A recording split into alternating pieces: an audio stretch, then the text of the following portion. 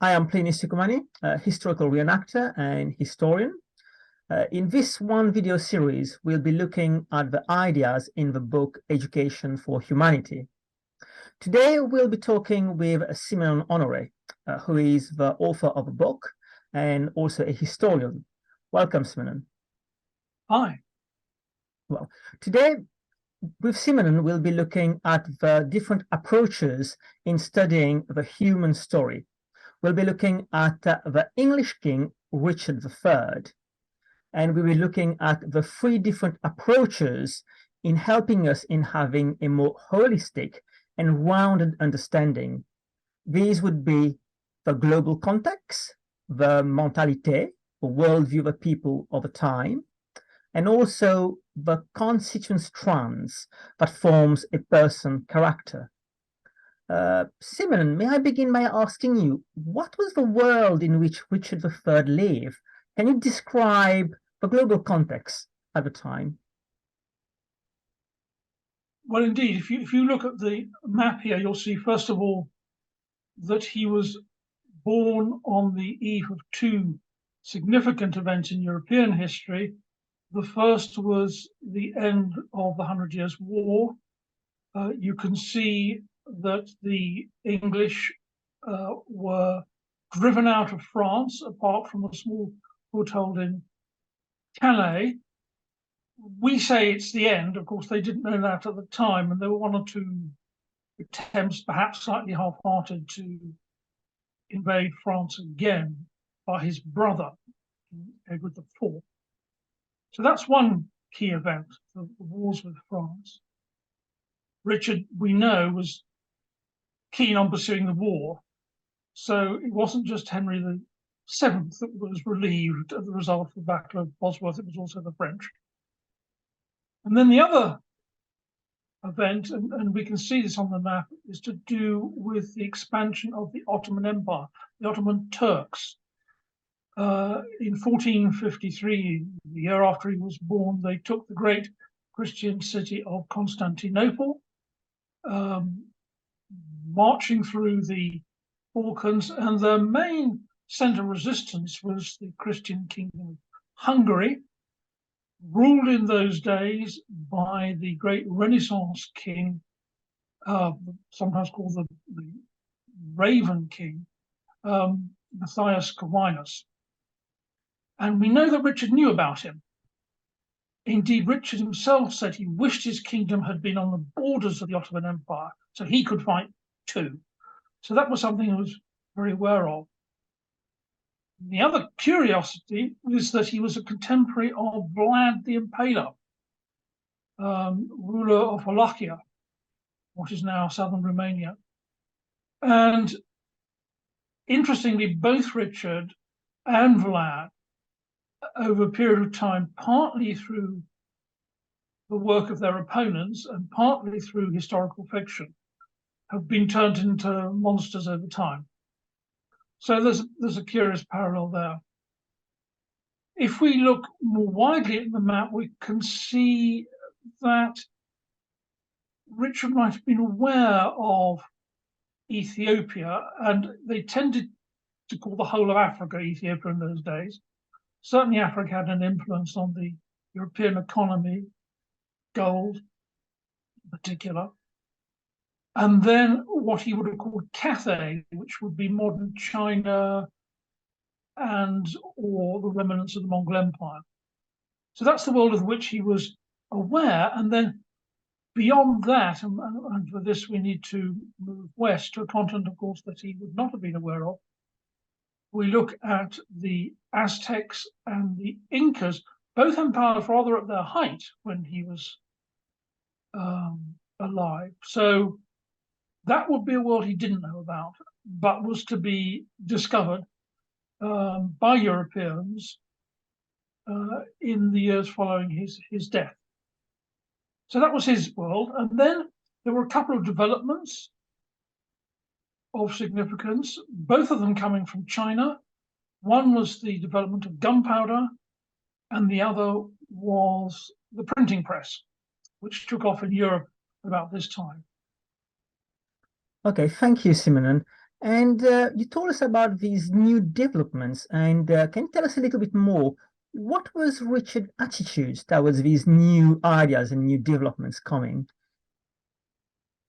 Yes, well, as far as gunpowder was concerned, there were handguns and artillery used in the Wars of the Roses, including the Battle of Bosworth, but they were pretty marginal in their effect.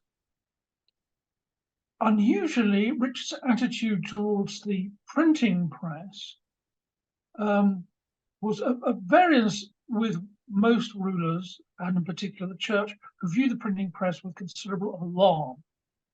And the church threatened to excommunicate anybody who printed anything without their permission, and so on, because they could see the danger in challenging their control of information. Richard, on the other hand, actually lessened government control over printing.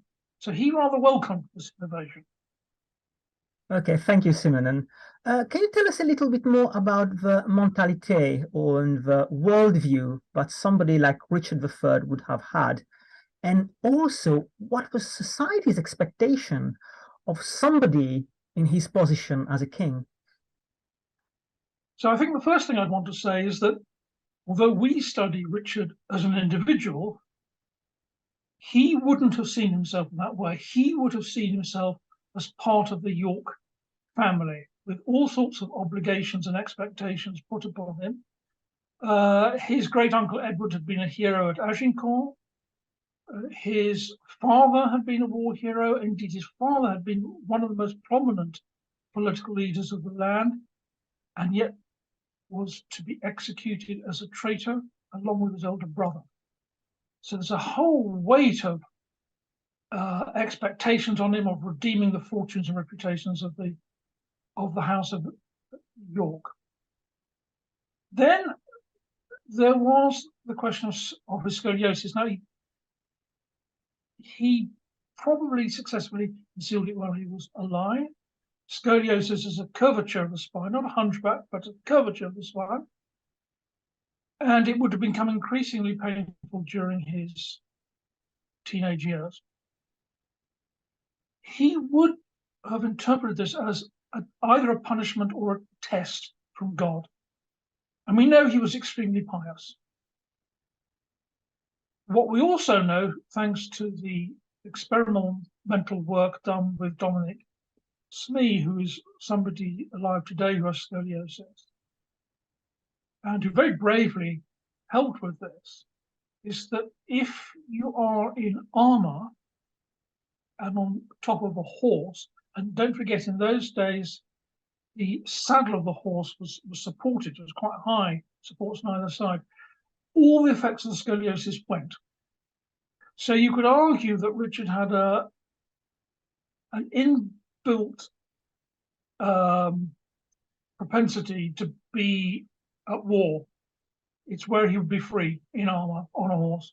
And it's interesting, in the Shakespeare play, he says, a horse, kin to my horse. Well, with scoliosis, once you're off your horse, you'll be in very serious trouble. And we do know, therefore, that expectation of warfare, which all princes and high nobles had, he had, and he met, both in the Scottish campaigns and in the Wars of the Roses. So to be a warrior, a successful warrior, absolutely was something that he embraced. Then the last thing was the social and political norms. You were expected to support your class, support the position of the nobility and the higher nobility in society. You had your own servants and retainers, what was called livery and maintenance. That's to say, wore your uniform and who were paid by you, and in return, they kind of expected to be looked after and protected by you. And that was sort of, if you like, the class solidarity and propping up the hierarchy, very much expected of somebody of his position. Okay, thank you, Simon. And how frequently did it happen in those days for people to challenge the societal norms? Occasionally, but very dramatically. In his era, we have, first of all, Joan of Arc. Now, by wearing the clothes, the armor of a male knight, she challenged both the social hierarchy, the class hierarchy, if you like, and the patriarchy in one fell swoop. I mean, it was deeply shocking. Mm. And to do so, what is more, in the name of God, God who was normally employed to maintain the social hierarchy. But there she was saying, no, God commands me to wear this uniform. And this is perhaps unsurprising that accusations against her blew thick and fast, and particularly of witchcraft, which was ultimately burnt. It is indeed possible that Richard's father, Richard of York, might have witnessed her burning. He was certainly in Rouen, where she was burnt at the time that she was. So it's possible. So she was certainly, dramatically challenged. And the other person was the then King of England, Henry VI, who was certainly not a warrior king, who had long periods where he was out of action, at times through mental incapacity, at times through his own temperament. What he did do, in fact, was invest a lot in education colleges, some of which are still around today. But from the time for a king to behave like that would have been really seen as shocking and not fulfilling his duty.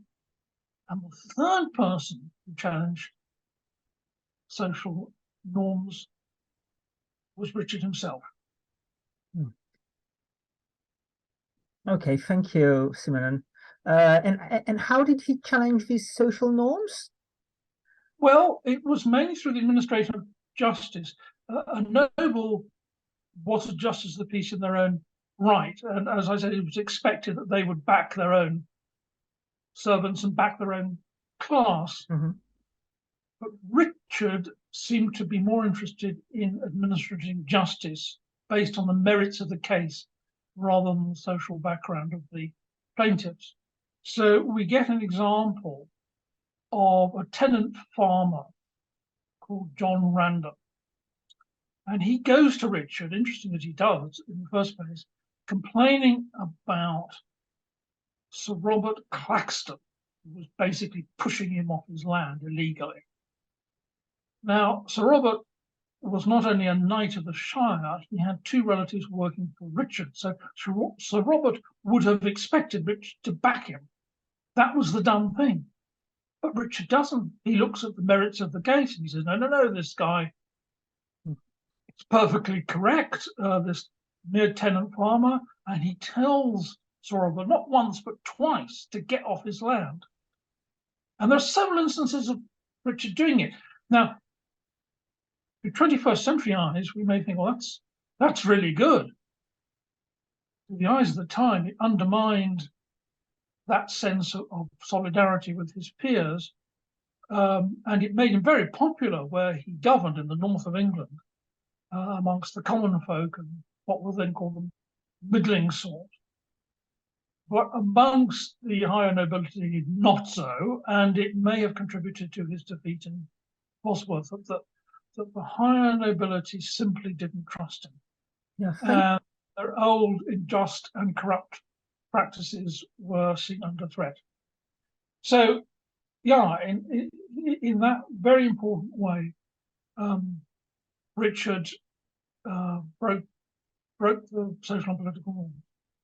So thank you very much, Simon. It brings me to my next question, which is, what were the character traits of Richard III and how did it impact his reign? We've already seen about how he was committed to equitable justice. Were there any other traits?